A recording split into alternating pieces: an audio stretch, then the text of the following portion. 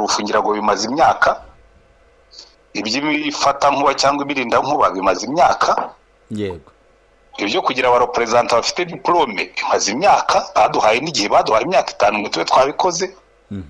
Donc ubwo abafungiwe bishingiye kuri ibyo twari dusanzwe tuzi, nabibara nk'uburangare cyangwa nicyo bita negligence, kutita ku bintu, mbese ibintu ukabifata amanenero kugeza igihe bizakugiraho ingaruka. Ngicyo cyo nanjye nabyemera yuko hari uburangare twagizemo kuko ayo mategeko twari tuyazi. Yego. Ariko ku rundi ruhande iyo ndebye ubukana no mu rwego rwa leta bashyizemo, naho hari icyo ngaya. Kubera yuko ubundi na nyirinzu iyo agiye kugukura mu nzu yaguha preavis. Yego. Ukubwira ati ndaguha preavis y'ukwezi n'ube wanyishyuye cyangwa wamviriye mu nzu. N'umukozi ukora akazi ahemberwa muri kontra bashyiramo preavis. Yego. Kavuga ati mbere yuko tumwirukana tuzamuha preavis y'ukwezi kereka yakoze ikosa riremereye cyane. Kimbwira yuko ubundi urebye cyane kuvuga ngo bafunze insengero zidafite terine zifata amazi, zidafite imirinda nkuba, zidafite bidafite toilette, harimo bimwe wahanira abantu. Nk'idafite toilette nanjye nayibahanira. Kose ukuranya abantu magana ngaye badafite ahantu bari buze kwihagarika, utandukanije abagabo n'abagore, iki kintu kiba ari ikosa rikomeye.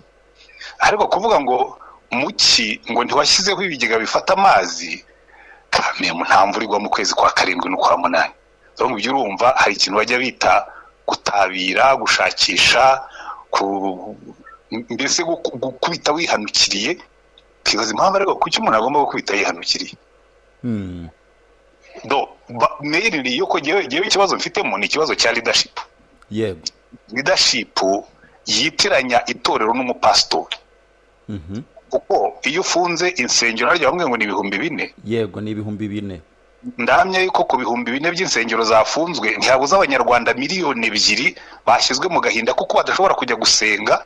Yes, pastor ashobora kuba yarakoze amakosa, ubuyobozi bushobora kuba bwararangaye, ariko umunyarwanda akeneye ahantu ajya gusengera kuko akunda gusenga. Ushobora kuba udakunda Imana ariko umunyarwanda warayikunda. Yego. Donc niba jewe ntanywa inzoga sinshobora kuvuga ngo nibafunge utubari twose ngo kubera ko ntakunda inzoga. Nkuko niba udakunda Imana ntugomba kuvuga ngo ubwo ufite autorité ngo ugomba gufunga insengero. Hari ibintu tugomba gukora, tukabanza tugaha abantu preavis, tukabateguza cyane ko twita yuko abo bantu izo miliyoni 2 n'abanyarwanda bakeneye kunezerwa n'ibyo bakunda, n'abanyarwanda bakeneye kwisanzura. Nkuko abantu bigeze kwandika ngo Rwanda ngo rutuwe n'abaturage batishimye, bakarekura utubari bakatwongerera amasaha kuko barashaka ko abanyarwanda bishima. Yego. Niba ushimisha ujya mu kabari ishimisha n'ujya gusenga. Yewe nuko mbifata. Mu miyoborere y'amadini hari aho mubona umupastor ashobora kugira imyitwarire yatuma leta y'intervene ikamuhagarika mu itorero? Imiyoborere y'amadini niba pastori yaritwaye nabi, ata pastor umuhanira ibyaha yakoze, none se mu turere ntabo bameya bakora nabi? Yego. Ntarabona bafunze ibiro by'akarere ngo meya yakoze nabi. Genda ufate pastor ukora nabi umukure mu kazi kuko ibyo ngibyo RGB bifite uburenganzira. Ariko ubwo kuza abakristo gusenga ngo bafunze urusengero ngo koko pastor ngo yitwaye nabi, niba pastor yarakoze amanyanga, hari ni rwose ndabizi nabo bandikiye ngo abayobozi bakoze amanyanga. Niba abayobozi barakoze amanyanga, hari n'abayobozi bakoze amanyanga ariko bibuza abakristo gusenga. Jewe ndibwira ko rimwe hari igihe kubera ko wenda abakristo nta mbaraga bafite, ntabwo bashobora guteza urusaku, ntibashobora gutera induru, ko twebwe twamenyereye kwihangana. Ariko ndibwira ko rimwe na rimwe hari ibintu abantu bakora kwibaza, ariko batekereza ko izo miliyoni zingahe hari abanyarwanda nabo bakeneye kwisanzura mu byo bakunda. Jewe rero nibwira ko impande zombi hari uburangare bw'abanyamadini, ndabwemera, harimo amakosa yakozwe ndayemera, ariko hariho n'ubukana abantu bashyira mu bintu kandi rwose byari ngombwa. Nka bya bintu bavuga ngo umuntu yagiye kwica umubu atwara inyundo, cyangwa yagiye kurasa isazi atwara imbunda. Yego. Nibwira ko hari amakosa tugomba gukosora ariko tugashyiramo n'ikintu cya consideration y'abaturage, kuko no gufungira mu burenganzira twemererwa na constitution y'igihugu. Yego. So iyo pastori yakoze amakosa ntibivuga ko abakristo bose bakoze amakosa. Iyo urusengero rutujuje ibyangombwa uburira abantu ukabaha preavis n'abakristo bakabimenya kubabwira ati mwebwe ibi bintu murimo gukora ngira ngo hari ikintu cya community policing tugomba kwiga tukajya dukora ibintu neza tutajenjetse yego ariko tunatekereza ko turimo gukorana n'abantu yego ibyo rero yewe kuko yewe nkurikije n'ibyo numva mu bakristo hirya no hino nuko nyine ni bya bindi bakubwira ngo umujinya w'ingushira mu kuzunguza umurizo ariko hari abantu benshi batishima.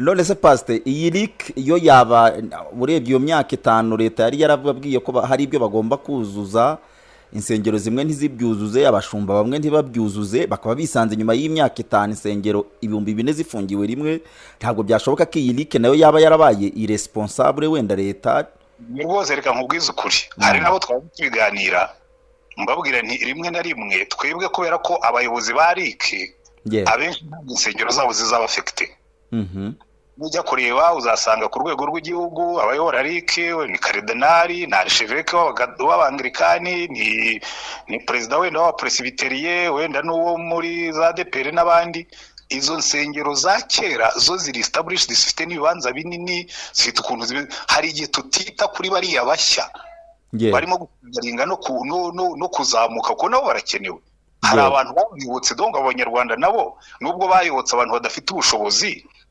ariko ngira ngo n'uturere tw'u Rwanda rwose ntabwo tunganya ubushobozi yego hari uturere njyaho nkasanga umuriro wabuze serivisi gatinda kuboneka kubera yuko ntabwo bafite amashanyarazi agumaho ntabwo abantu bose banganya ubushobozi erega giye cyo nimo kukubwira giye kimbabaza ni your lack of sensitivity ni your lack of consideration not y'aba pastori ahubwo babo bayobora kubera ko giye babo ndeba nabo tuyobora ubwo abatabiha agaciro n'uburemere nabo ku ruhande rwa leta cyangwa nabo mu madini ni impande zombi yego rwose haba ku ruhande rwa leta ngira ngo babona yuko kujya gusenga niba abantu babikunda bagombye kubireka ariko ntabwo bazabireka yego uyobora abaturage bakunda gusenga barimo abayisilamu bakeneye imisigiti barimo abakristo bakeneye insengero wagombye mu bindi bihugu n'ahandi baraborohereza bakavuga ati reka tworohereza aba baturage kubera yuko iki kintu ubwo bagikunda reka tukiboroherezemo ko ni uburyo bwiza bwo kuyobora umuturage ku buryo leta ishobora gushyiramo amafaranga yo kubaka insengero mu buryo bwujuje mezire leta ishaka ntabwo ari ngombwa ntabwo by the way hari ibihugu bimwe na bimwe bibikora ugiye nko muri za Denmark ukajya muri za Norvege ukajya ahandi hari aho bahemba n'abapastori kuko serivisi abo pastori batanga muri community ifite umumaro yego ariko sindimo gusaba ko u Rwanda ruhemba abapastori cyangwa rutwubakira insengero ariko nibatekereze ko n'abanyarwanda harimo n'abakene harimo n'abantu insengero zidafite abantu bafite ubushobozi nabyo babitekereze ko u Rwanda ntirurakira ngo rugeze ahantu ushyiraho standard zo mu z'ibintu byose biri kuri standard ziri hejuru yego ariko nanjye icyo nemeranya nabo tugomba gushyira abantu ku murongo wa standard nziza yego toilette ziri clean tukagira ahantu abantu uzi ko naho umuntu afunga urusengero ngo ntirufite parking kandi nta n'igare rihaparika justement hari abahoze babyibaza cyane mu bice by'ibyaro nk'ahantu ushobora gusanga mu kagari imodoka kuhagera nk'ukwezi kurashize nta modoka ihageze ariko urusengero mu byo rwazize akaba ari uko batagira parking ugenda ukajya mu cyaro ahantu na pastor atagira imodoka ukaza ugafunga urusengero ngo ntirufite parking iyo parking ni yandi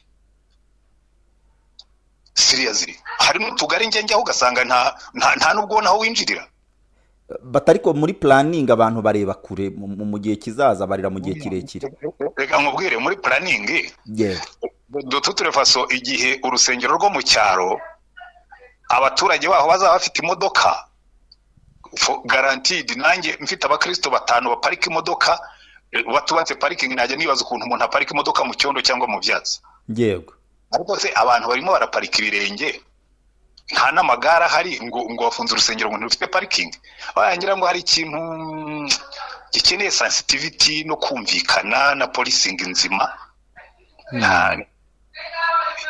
ariko ibyo ngibyo gutega amatwi abanyarwanda baza kumva ibyo bakubwira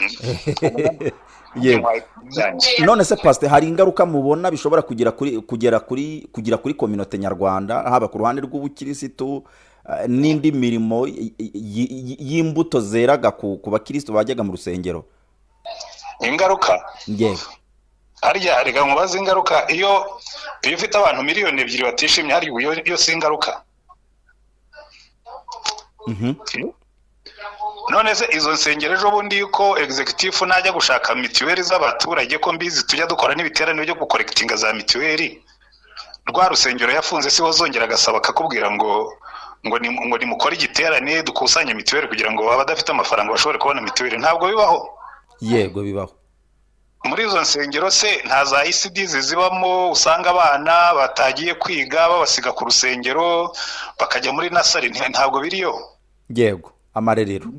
Ngira ngo hariho contribution insengero zifite abantu badashaka kwemera, ariko ngira ngo reka ne kubitindaho cyane kuko giye hari ibintu bimwe na bimwe bigeraho nkumva biri very irritating no kubitekereza. Yego, wenda dusoza pastor, hari abandi bari kuvuga batari ko nubundi ni ikibura ntibabure kurya.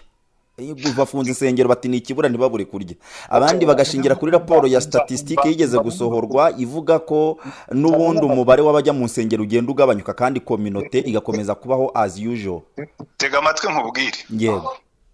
Genda ubara utubari twose turi mu Rwanda, ushobora kudufunga 3 bya 4 by'abanyarwanda ntibababari. Yego. Ko ntarabona bafunze utubari ngo nuko bishobora kubura abanyarwanda bagakomeza bakabaho.